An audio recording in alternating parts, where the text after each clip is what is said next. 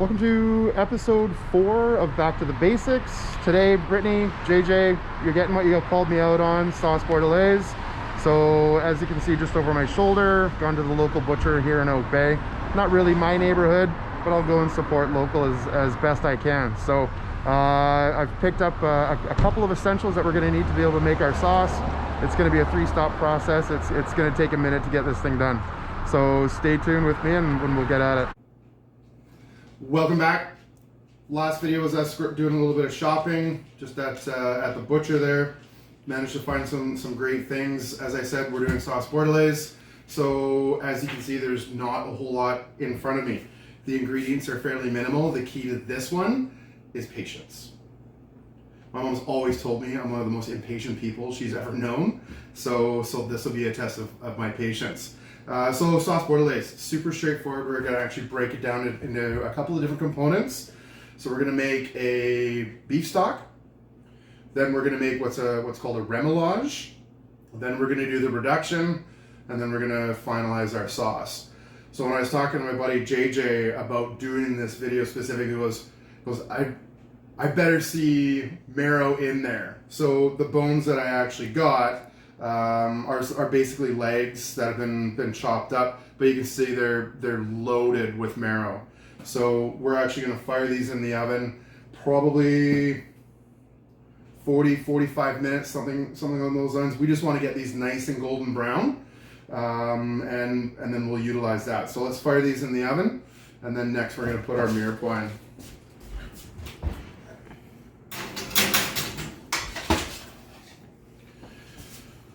So no different than we were making our chicken stock a couple episodes ago. Mirepoix, carrot, celery, and onion. The difference with this, and you can see it, is the actual size of the vegetables. So because we're making a beef stock, we want our vegetables to be bigger. So the longer you actually are reducing or kind of simmering your stock, the bigger you want the chunks. You don't want everything to fall apart early on in that process. So these ones are significantly bigger. I've already started preheating my pan over here. Okay, so nice and hot pan. But now what we're going to do is we're going to caramelize our veg. So there's a couple different ways that you can go about this. You can actually put that in the roasting pan with the beef bones, and that's totally kosher. There's a lot of places that actually do that. It's the way I was taught how to do it. I found that the veg doesn't typically caramelize consistently all the way through.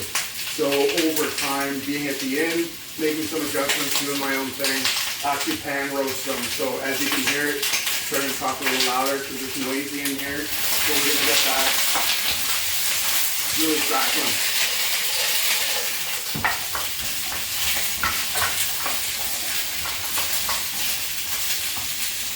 So we're just gonna let that rest. We're gonna let it do its thing. We'll keep moving it. Then we're gonna add some more ingredients.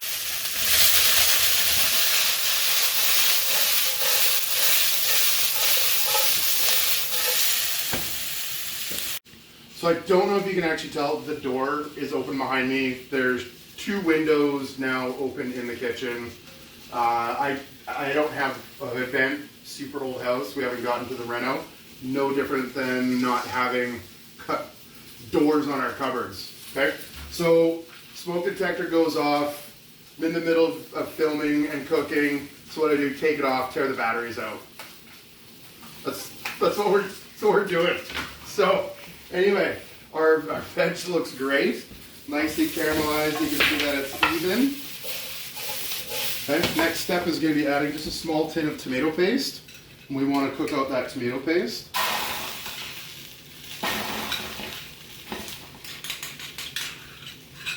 And one of the key ingredients for making our beef stock. So we're going to char it up, mix it all in with the veg.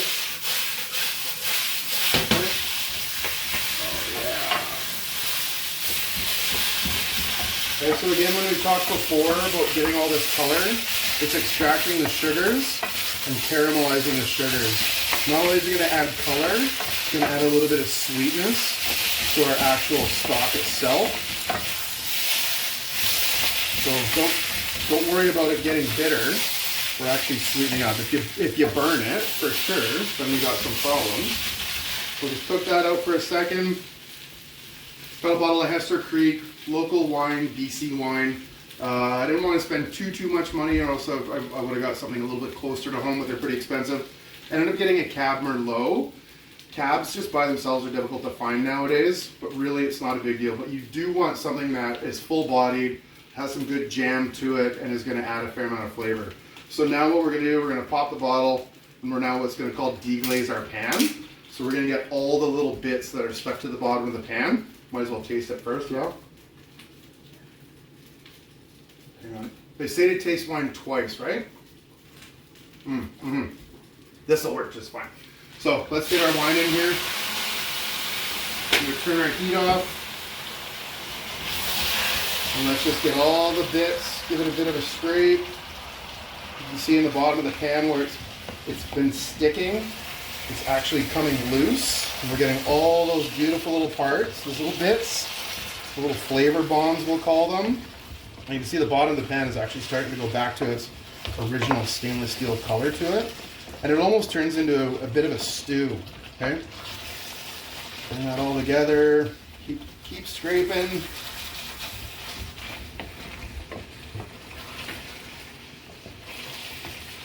Okay, so now that's our mirepoix. We're ready to go. It really doesn't take very long. Give it a bit of time. Turn your hood vent on if you've actually got one, so the smoke detector doesn't turn on and the dogs start freaking out. Okay, so that's it. I'm just going to keep it off to the side. I do have some dried herbs ready to go, but we'll get to that in a minute.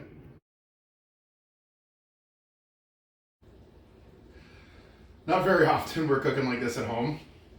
The last 3 weeks we have been, and I've got this lovely little companion with me in the kitchen. All she can smell is the beef. She loves the smell of it. So every time I sit down, she's sniffing my apron. She's hanging out with me in the kitchen, which I love. Can't get away with that. We're not going to tell anybody that we may have gotten busted by the health department at the Affluent Inn, but we're not going to tell that story. But I just did, so it's good. So our stock has now come up to a boil. So when I was talking about impurities, that's what we're now going to skim off. We've got a little bit of fat on the top. So just a bowl. Clay Kitchen Brigade again, John, right? I don't know if everybody's seen this bowl yet. So I'm just going to run my ladle just on the top surface, and you can see some of that fat just jumps right in. So that's going to, as this simmers, the fat will eventually boil into our stock, which will make it really cloudy. At the end of the day, it's not a huge concern because we're going to do such a reduction on this one that we're literally going to reduce it down to sauce consistency. So again, just a little bit of a skim. Got our vegetables that we worked so hard on. Looks so nice. Time for them to jump into the pot. Everybody go for a swim.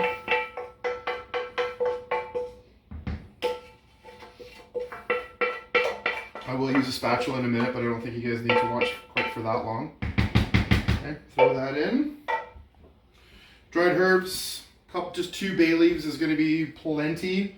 Got a little bit of rosemary, oregano, and some basil. That goes thrown into the pot as well. This gets turned way down. Just a really, really light simmer, barely breaking, and we just let that go. Typically, a beef stock is going to be 6 to 8 hours. So we're now in it for the long run. So pretty straightforward to put together. Now we hurry up and wait and let this do the rest of the work.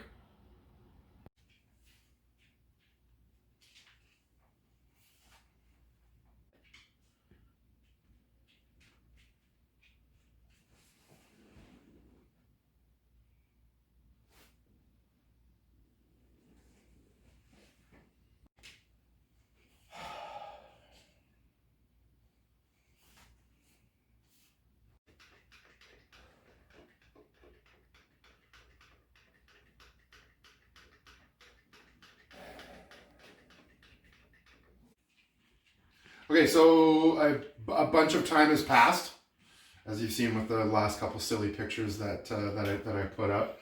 So our beef stock, 6-7 hours realistically for the volume that I have. If we're doing bigger volume, then we'll definitely get to those 8 hours.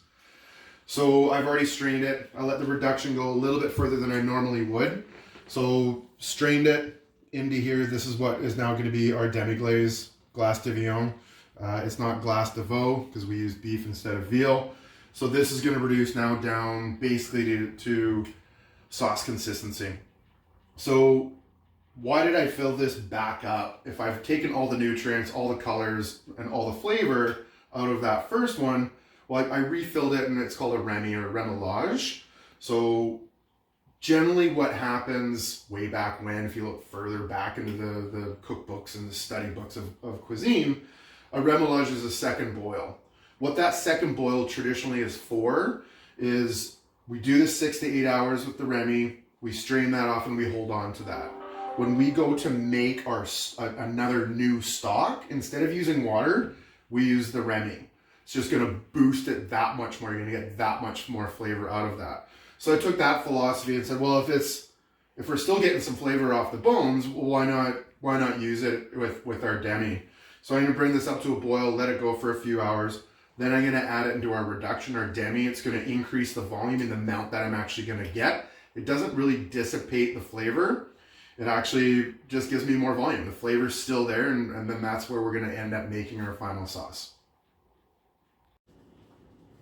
So out of this 2-day debacle, not really a debacle because it's actually turned out pretty awesome. Yesterday afternoon, get a phone call, dishwasher? Yeah, it's in.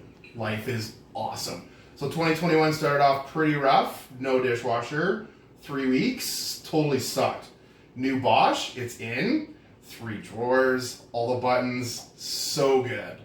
So that's been an awesome thing. Why we're here, demi-glace. Okay, so that's roughly 12 liters of water. Reduced. Okay, super reduced. All that flavor, all the stuff that we covered in the beginning of this. Liquid gold for sure. It's so fantastic. So now we're actually going to finish our Bordelaise. Shallots, red wine, which we've got some red wine in here already, which is good. We're going to add a little bit more of our Hester Creek that we talked about earlier. Pan's warming up. We've got all kinds of good stuff going on for dinner.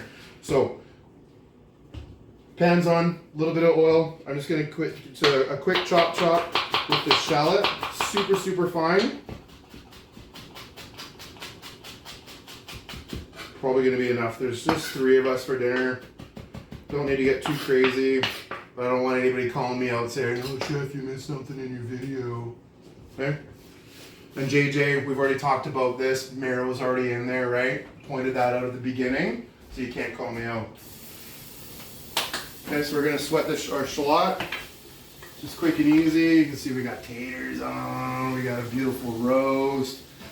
Fresh green beans. It's gonna be awesome. So I don't want any color in this. Just a quick saute. Okay, they're going to become translucent, almost see-through, which they are right now. A little bit of Hester Creek. We're going to crank up our heat. We're just going to do a quick reduction on that. While that's happening, no sense of the bottle staying anything in there, right? So a quick reduction on this. Take us a couple of minutes to get there. So then what we're going to end up doing, that will reduce just for a little bit. Liquid gold's going to go in. I'm having some real difficulty actually. I know how good it's going to be for dinner, which is awesome. But because I worked so hard to get this done, it didn't really work that hard. I just had to be super patient. I don't want to give it to anybody. I just want to keep it for myself, even though we're having family dinner tonight. So we will use it. And then I'll show you at the very end, plating this and putting it together. And putting it on. So we've got a little reduction going on. Again, I'm not making very much, so it's super quick. Nice and hot.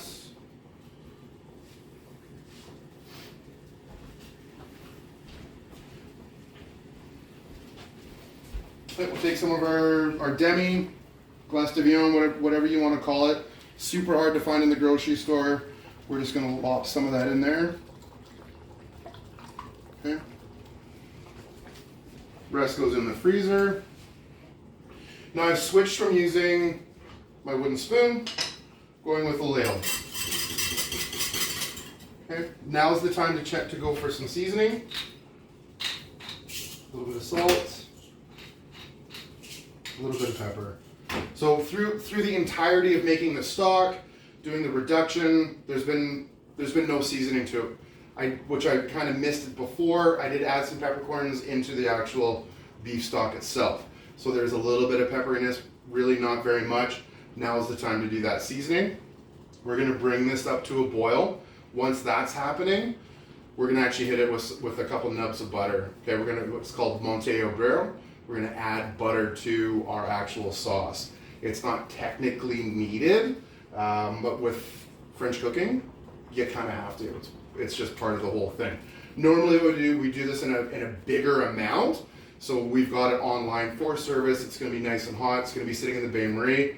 Grab our little ladle, zap it onto the plates, or we get a little container and we get all fancy with spoons and all that kind of crap.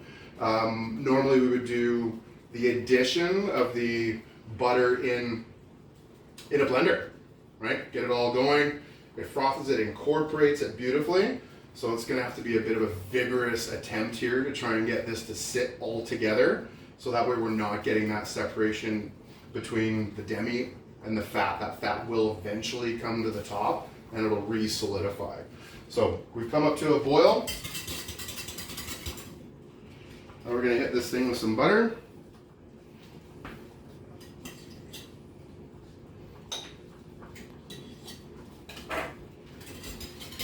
Give it a strong, strong whisk. It'll turn color just a little bit. It's not quite as black. It's turning a little bit brown. We're gonna turn our heat off.